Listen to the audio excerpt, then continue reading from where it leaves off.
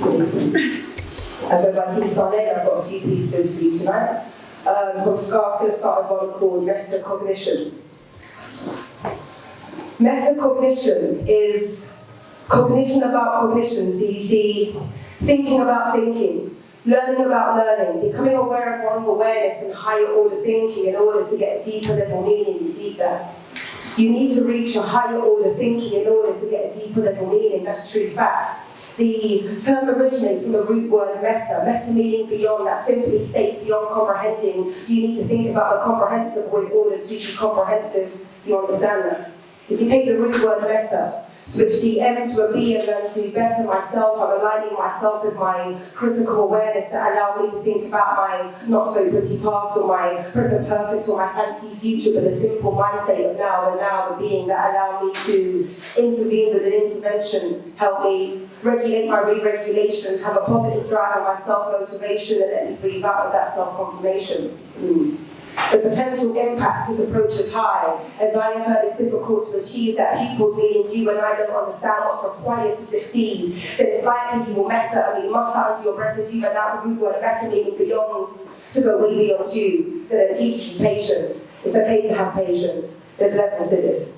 As the saying goes, better late the better, but never dictate without knowing what you really know is better. That's the saying, right? I'm just saying, right? You need to harness your thinking in order not to tarnish the goodness that has not yet been discovered, that has not yet been meta-conditioned to a condition of mindset you ironically can't get your head around. It's okay. I'll explain it again so you see. Metacognition is cognition about cognition. So you see, thinking about thinking, learning about learning, becoming aware of one's awareness and higher order thinking in order to get a deeper level meaning. You keep that. You got that? The depth beneath that just goes way beyond that, means it goes way beyond you. You've got to understand the explicit to really understand the implicit. However, I'm a more simplistic kind of human. In other words, you've got to better yourself for the greater good rather than the greater curse. That's the bigger blessing than the greater curse. Thank you so much.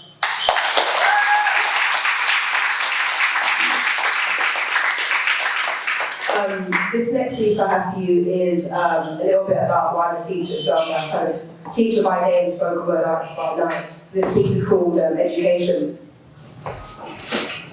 What makes me chuckle with disbelief is when I hear the mass preach. They are doctors of wisdom, coming to meditate and medicate our souls. Teachers, now this one gets me. Teachers that in fact are speaking up and attempt to stand up and pave the way for the up and coming. Well, let me tell you something. I'm a teacher by trade.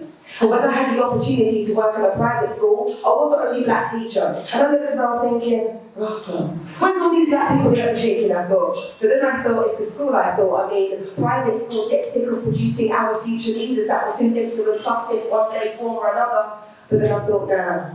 Too many speak up and stand up, but don't keep it up where nobody's looking because culture appreciation we don't have. We all have to pass the bucket, so we are being responsible for our shortfalls while minorities are playing catch up on the bench. But here I am, British born, not one lamb spoken in my house, and I'm at teaching secondary French. So the fact I'm talking is simply this. We need to get out of the bubble thinking that our own issues will be focused on the domestic market. That's why. See, we need to get out of the bubble thinking that our own issues need to focus on the domestic market. It's not about stepping into someone else's shoes. I mean, understanding the world does not revolve around our lives. We speak up and stand up in English, too easy. What about the lives that you want to touch but they can't comprehend you linguistically? Like a if you please. See, our missions and our aims to change the world fall on deaf ears politically. I mean, teaching, I'm so serious. I couldn't think of a profession that's so sincere to us. Because we've all benefited in one way, form, or another, the same system of chances your favourite teacher gave you. That one that saw the best in you to develop to where you're at now through passion, inspiration, encouragement, motivation. And that's what I aim to be. Every time I walk into a down class, I mean, French is not the most popular subject, let's be honest for us. I mean, it's true, I get that. We need school because I've got a brother and 2 cats. But what if you saw the financial benefits beyond that another lavish can be? And I find it so funny when I hear so many say, "Nay man, gee, I should have kept up that French GCSE. I could have gone up a pay scale working overseas." See, the international companies, check their application forms, you will see it is second language required. But if you have one, please. See, the leverage added by having a wider vision of the bigger picture. And so many miss the boat that that's the saddest. And politically speaking, we wonder why the big dogs like the internationals, they're not marking up to their own domestic market. That's not evolving or advancing, integrating or monopolizing. See, the facts I'm talking are simply this. We need to get out of the bubble thinking of our own issues and to be voiced of our own domestic market. That's why I eat nice with my friendship group with all these other English speakers of fasting. I don't get everyone around you is laughing at you think your USP is a Nike tracksuit, Balenciaga's in your feet, but red bottoms, let's be the language you're wearing, but you're out, it's standing for the gram, you've got the cheek. I mean, Lord, they are blind, given the vision that let them see that we can't advance our greatness if we're caught up in the heat. And when you laugh and say, hey, why French? I laugh it off and say, how do you mean? But what I'm really thinking is, Brexit has commenced. We need to recruit from within our inside-out approach to keep our stocks afloat. Our international presence needs to be kept alive. Yet our EU workforce, their visa are about to die. And everybody stays woke and somebody sees the light comes running down to my door and saying, nay man, gee, I should have kept up that French GCSE. And I'm the last one laughing, saying, oh, now you be needing me, but I don't think about me, myself, and me. I go back to the education system and deliver this delivery through uplifting the younger generation. See, GCSEs, we got this, see, come on guys, we're getting through, giving back to the system that bless me with a wider vision. Come on now, it's the least that I can do. Thank you.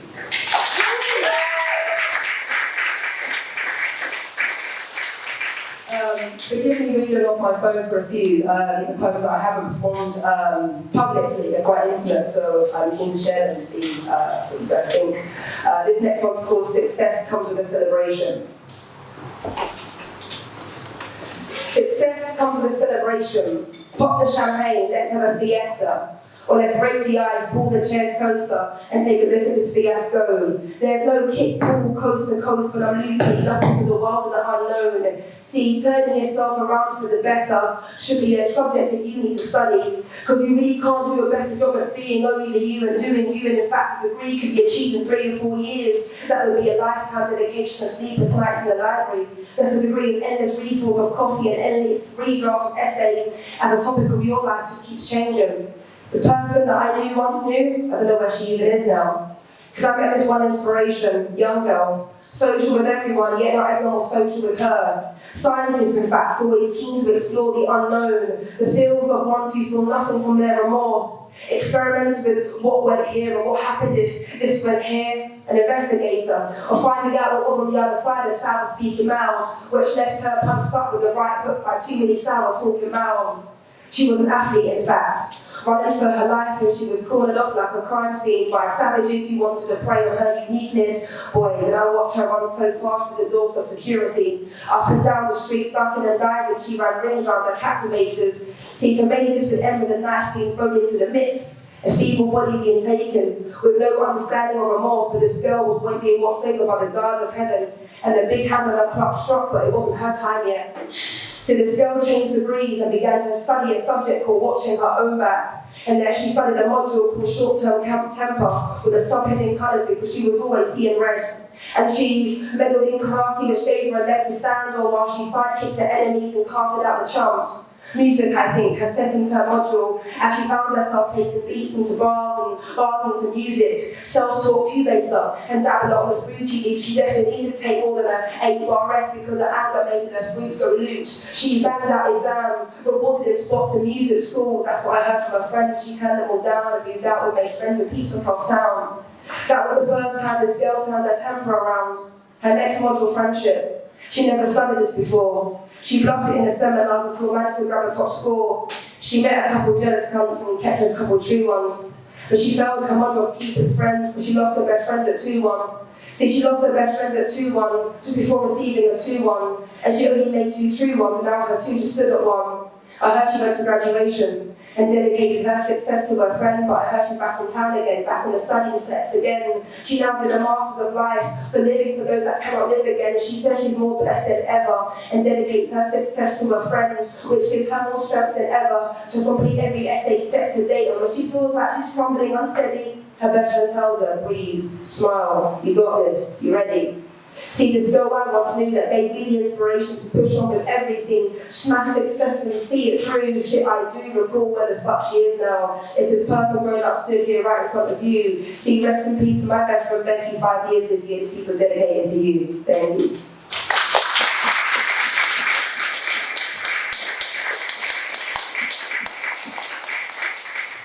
This piece is called I'm in a juxtaposition, and I'm sure people can relate when you're kind of in a balance or an imbalance with stuff going on. And people can tell you that you're doing so much in life and you feel like you're not. And other people say, how do you have so much time to do so much and you still feel like you're not? So that was kind of why this piece was put together. I'm in a juxtaposition. Things are going so right, yet my inner sense of living is going so left. In fact, it's barely lighting up. The constant back and forth of emotions making me feel like bipolar was a likelihood feature. Never being happy when you achieve success, if you set yourself on constant incline. Raising the bar is no longer a motivational pep talk. It's engraved in my veins, the tattoo to my ethos. It's in the box to my walk, see, let me talk.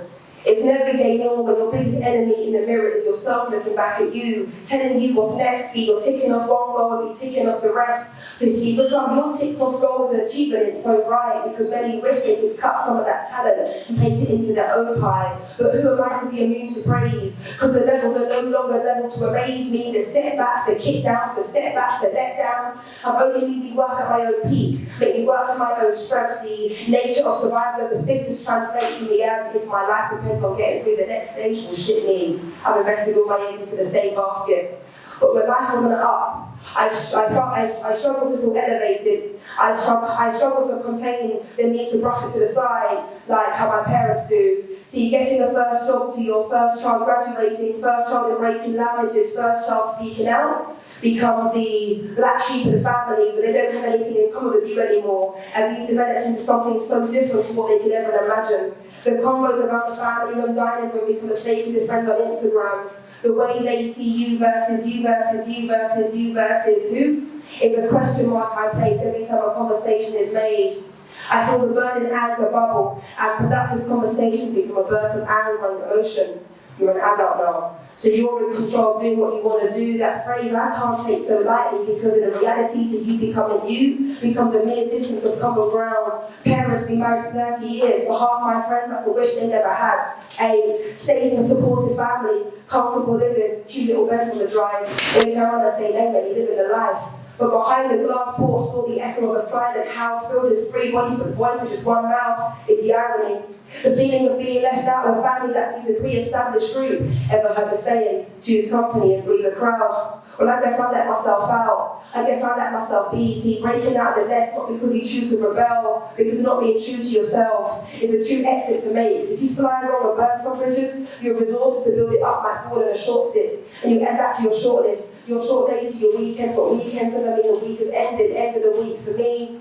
Constantly regretting every hour wasted if it's not transformed into something of progress. I'm addicted to succeeding or blowing up everything I invest myself into. See, credit where credit is due is a phrase and concept that is way overused. In fact, for a go addict, the feeling of satisfaction and sitting back on a high wave and embracing the reward is tremendously way overdue. Your passions and your talents make you feel ever so on edge. Because for many they say fixate yourself onto one craft and do that damn well. Well, I'm sorry, my craft is the art of doing many things damn well, so my mind is on hyperdrive. The temptation to begin a new project, set another set of goals to fulfill the world, move on to a better self is an addiction. I admit it, I'm an addict. To pursuing everything I ever wanted, at any time, at any given hour. Progress looks at me and awaits. The side effects of going home to a silent house with silent supporters who have no idea you've been suffering in silence. And so you come to platforms to perform. But for you, this might be a performance. For me, it's about being listened to and being heard. My fear is not failure anymore. My fear is knowing I can't be myself within myself and I'm surrounded with just myself anymore. Because you change to something your parents don't choose to love or hate. They are morally assigned you until further notice.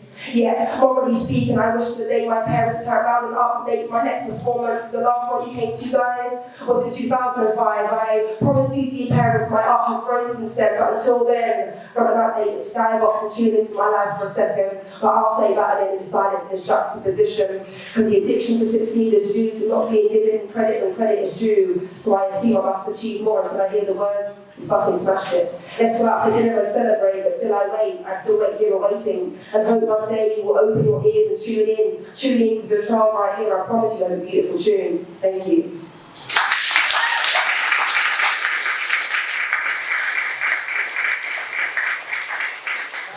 The last one I've got for you is about adapting to change and kind of the saying, you can't teach an old dog a new trick. So this is my analogy on that. As the old saying goes, you can't teach an old dog a new trick, but have you ever asked a dog if he wants to learn a new trick in the first place? Have you ever stripped it back to its bark and wondered what his or her interpretation is for sitting at first base? The teacher who has never taught, yet instructing another mammal what behaviour is morally right or wrong. Seems to me this dog is a representation of us in human size, being constantly told if you do right by the books, you end up with a treat for succeeding, a pat on the head for a good measure, a rub on the belly for achieving, however, a smack on the nose for not abiding by what your master, forgive. I mean, we owe our temples to our mind, which is our craft to forgive. I mean, what society is in demand for, which is our most sought after. Humans dictate to us all. There's constant need to tell another, good boy, you did well today, here. You deserve some recognition with an ego boost and applause for good measure. The silence has to be broken, but silence for silence is silence from our sirens of what we call human interaction. See, human interacting, acting into reacting, reacting a reaction that then causes a critically moving contraction, contracting to construction, our rules and our ways, which with your moral compass and reasons for, we're answered to your justified ways. The unruliest words from the most unruliest rulers rolled out the rumbling noise echoes while I zigzag along the zebra crossing, but I see more than a couple zebras crossing. So there's no black and white lines separating BMX bells and Audi A3 lights. The laws of attraction, these attractions seem to have led you down a path of injustice. And now you scramble back to what you once had, trying to rekindle all the good people around you, learning your craft and attempt to rebuild bridges, yet so recklessly burnt. There is a fine line with cutting people out of the picture for the best, and cutting people out of the picture before your own has pixelated. Canvas has developed, there's no Polaroid instant picture portraying happy memories and placing your stand, because you've been too busy looking down from above the stand to really ever understand. So who the fuck do you think you are? Telling someone about themselves, and we are rooted from the same path, intertwined with the same branch of DNA. My friend, listen up to the words I'm about to say will make you rethink whatever you was thinking was going to be your next phrase. We cannot trick the magician who can make you believe you're living because of you, because when your time has come, my youth, there's no Darren Brown illusion saving me or you. The trick was already in the universe, the illusion is already fooling many. Tricks to be tricked out, feeling that you're falling for the bait, but funny how you're the dog.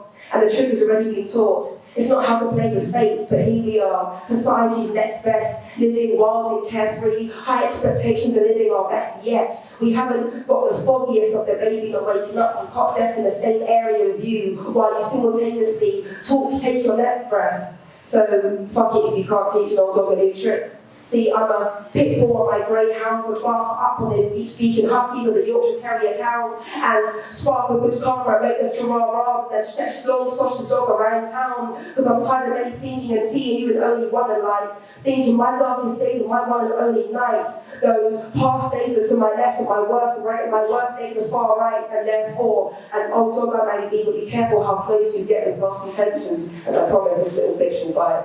Thank you so much.